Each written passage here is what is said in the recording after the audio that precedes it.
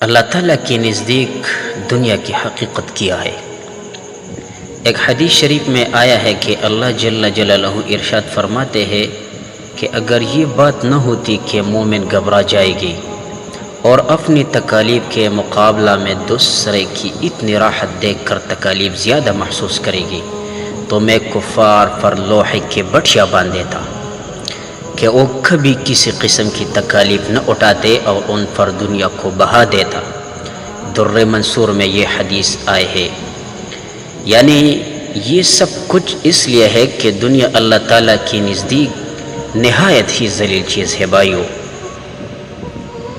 ایک حدیث شریف میں ہے، حضور صلی اللہ علیہ وسلم کا ارشاد نقل کیا گیا ہے کہ اگر اللہ جل جلالہ کے نزدیک دنیا کی قدر مچھر کے پر کے برابر بھی ہوتی تو کافر کو ایک گھونٹ پانی بھی نہ ملتا، روایت ترمذی۔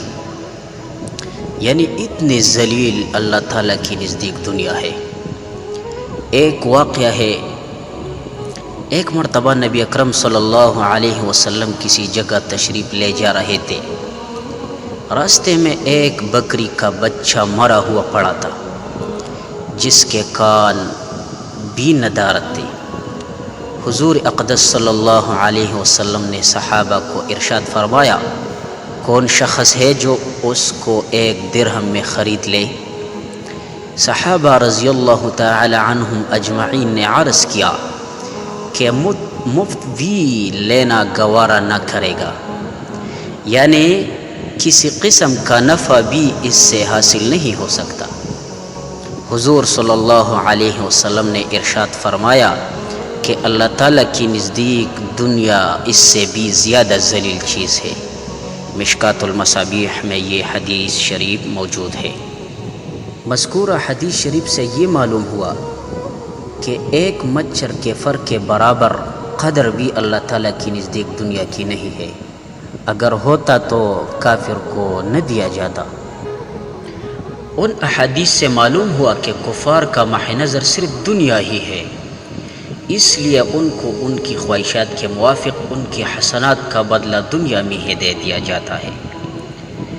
مسلمان کے لیے اسلام لانے کے بعد آخرت کی فلاح و معبود کا مستقل استحقاق ہوا جاتا ہے، اور خواہ وہ کتنے ہی معاصی میں مبتلا ہو، کسی نہ کسی وقت کا اور اس کا معاصی کا سزا یا معافی کے بعد جنت کی نعمتوں سے متمتع ہونا ضروری ہے۔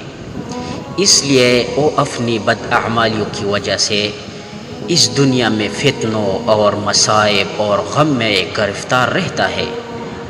اگر نہ ہو تو یہ خطرناک ہے اس کے لیے۔ حضور صلی اللہ علیہ وسلم کا ارشاد مبارکہ ہے کہ جب تو کسی کو دیکھے کہ باوجود معاصی اور گناہوں میں مبتلا کی دنیا کی نعمت پار رہے ہیں تو یہ استدراج ہے، یعنی اللہ تعالیٰ کی طرف سے ڈیل ہے۔ پھر حضور صلی اللہ علیہ وسلم نے قرآن پاک کی یہ آیت مبارکہ تلاوت فرمائی، اعوذ باللہ من الشیطان الرجیم فلما نسوا ما ذكروا به فتحنا عليهم أبواب كل شيء حتى إذا فرحوا بما أوتوا أخذناهم بغتة فإذا هم مبلسون۔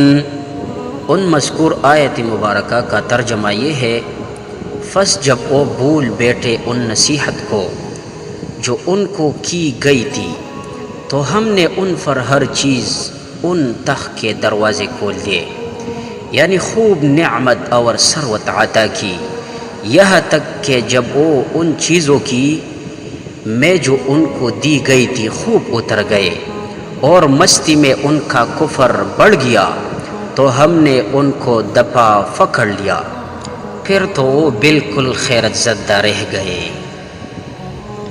تو میرے بھائیو، زیادہ مال کفاروں کو دینا اللہ تعالیٰ کی محبت کی علامت نہیں ہے، بلکہ نفرت کی علامت ہے۔ نبی کریم صلی اللہ علیہ وسلم کا ارشاد مبارک ہے کہ مومن کی مثال کیتی کی سے ہے کہ ہوائیں اس کو ہمیشہ ادھر ادھر جگاتی رہتی ہے، اسی طرح مومن کو ہمیشہ تکالیف اور مشقتیں پہنچتی رہتی ہے۔ اور منافق اور کفاروں کی مثال صنوبر کی درخت کی سے ہے کہ ہواؤں سے حرکت نہیں کرتا، جھکتی کہ ایک دم جڑ سے اگاڑ دیا جاتا ہے۔ مشکات المصابیح۔ تو میرے بھائیوں، نصوصوں میں بہت سی مثالیں موجود ہیں جن سے یہ صاف ظاہر ہے کہ دنیا میں کفار کی فلاح کا سبب ڈیل بھی ہے اور نیک اعمال کا ذکر بھی ہے۔ پس کفر کا جو فرد یا جماعت نیک عمل کرے گی وہ فلاح میں ترقی کرتی رہے گی اور ان کی معمولی سیئات پر یہاں گرفت نہیں ہوگی، اور مسلمان کی یہاں دنیا کی ذرا معمولی سیئات پر یہاں گرفت ہے۔ اس لیے جتنے بھی سیئات مسلمانوں کے افراد اور ان کی اقوام میں ہوگی، اتنی ہی پریشانیاں، تفرقات، نکھے، ذلتیں بڑھے گی۔